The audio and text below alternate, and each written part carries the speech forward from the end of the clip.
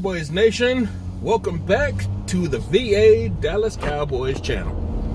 Thank you for liking, sharing, subscribing, and commenting down below. We've had a week off. We got to sit back and chill and watch the rest of the NFC East play. We got to see that no matter what, we can always beat up on ourselves. That's pretty much what we got out of this weekend. The Washington football team put up a gallant effort, but still lost to the Detroit Lions, and some crazy heroics in the end. And the Philadelphia Eagles lost to the New York Football Giants. In the highlights that I saw, Danny Dimes looked like a wide receiver running back tight end combo. He did most of the work, and that's great.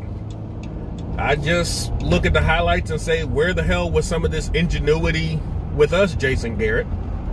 Where was this opening of the playbook for us, Jason Garrett? I don't know. Maybe once he got taken off play calling duties, he just said to hell with the team and, just gave him the crappiest playbook he could think of. But he's doing his job, and they won a game. Cowboys fans, does it make you happy that the Giants won? Or does it make you sad? Because we won and we lost.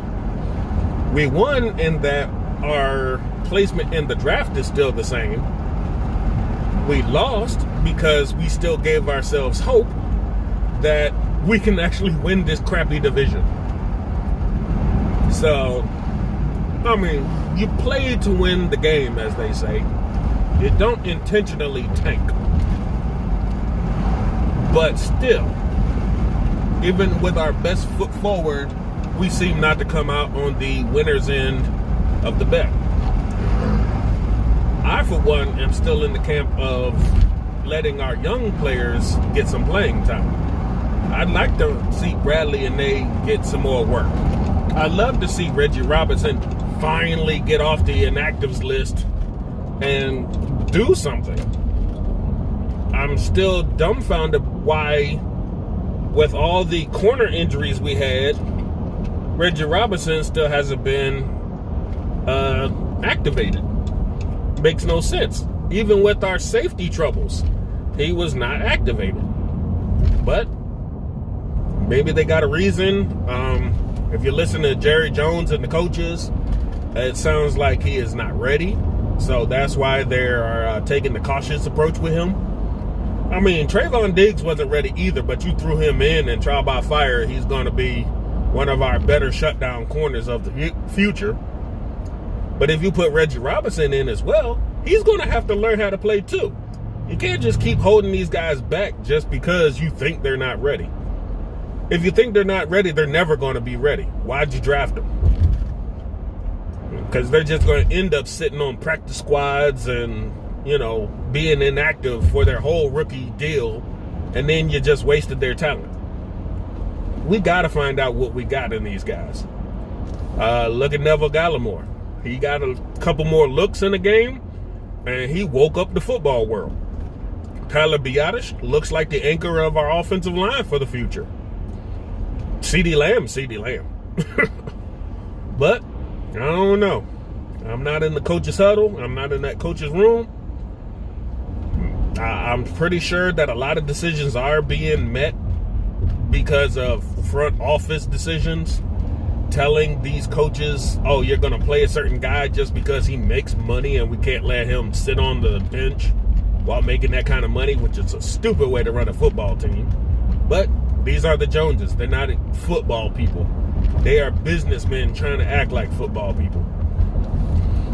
But, it's nice to just sit back and watch other teams play and have things happen instead of us going out here and being humiliated ourselves.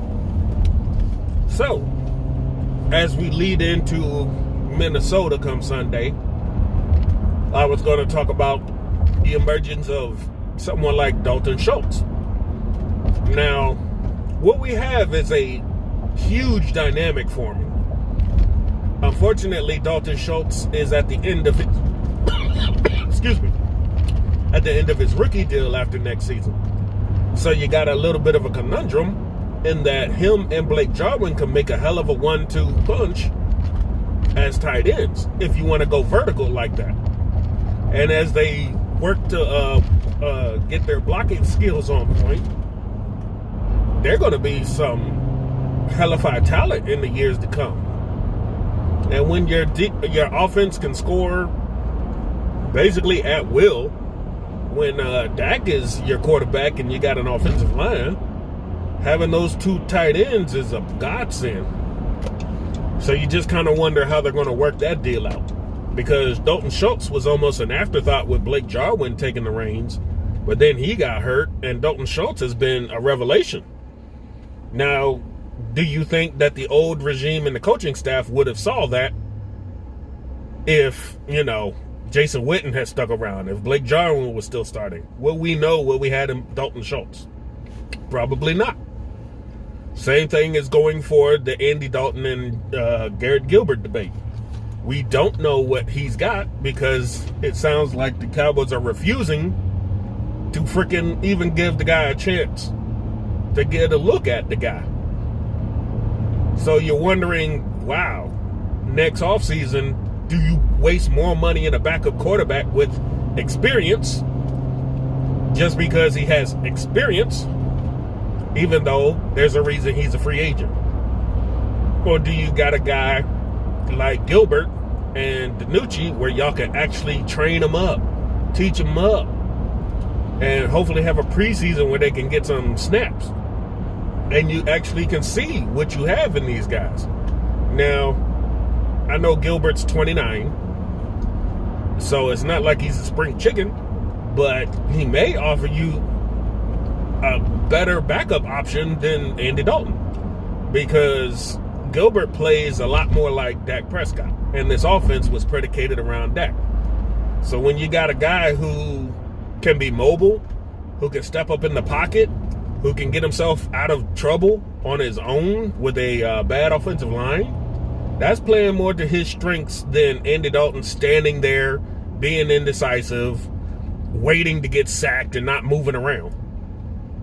So we'll just have to see what they're going to do during the week as far as the starting quarterback situation. We had Marquette King and another punter come in last week.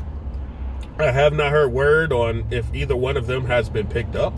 I know they worked them out, so we'll probably have to see this week if they're going to go with the new guys or keep Nicewinder in at punter. But it's going to be an interesting week. We've had time to get relaxed, refresh, injuries, have a week to clear up. We still haven't heard if Andy Dalton's even coming off the COVID list or the concussion protocols yet. So we don't know if he could start either way. So it's going to be a very interesting week. We got our basically 3 starting corners again with Anthony Brown, Cheeto Awuzie, and Jordan Lewis back healthy for the first time in quite some time. It's going to be interesting if this is going to be a drop in talent or they're going to step the game up, and we'll see what the end result's going to be. It's not every week we're going to be playing against top offenses like the Steelers, so you never know. But this is just going to be a lot of questions going into the game this Sunday about where people are going to be standing as far as rotational pieces. If the younger guys are going to get a look from the coaching staff or not. Who's going to be our starting quarterback? If Tony Pollard's going to get more looks while Zeke still nurses that hamstring. But we definitely are looking at a brighter future than we had 2 weeks ago. Because we were doom and gloom. We thought it was over, but nobody seems to want to win this division. So it's very winnable. At 6-10, somebody could be the division winner this year. So it's very makeable. And the Eagles, their schedule is not conducive of winning. Ours kind of is. So you never know. If we get a flow going, a fluid motion going with the offense and can score some points, and our defense can step up like they've been doing the last 2 weeks, we may actually win some games and finish in the division lead. And that's where people might say, well, dang, we gave up a top 3 pick in the draft to win the division, and now we got pick number 19. Hey, it's going to be what it's going to be. We're just going to have to see how this season ends up. We're back to the guessing game of, are the Cowboys good? Are the Eagles just that bad? In other news, remember back when I said I didn't want Earl Thomas because he would have been bad for this team.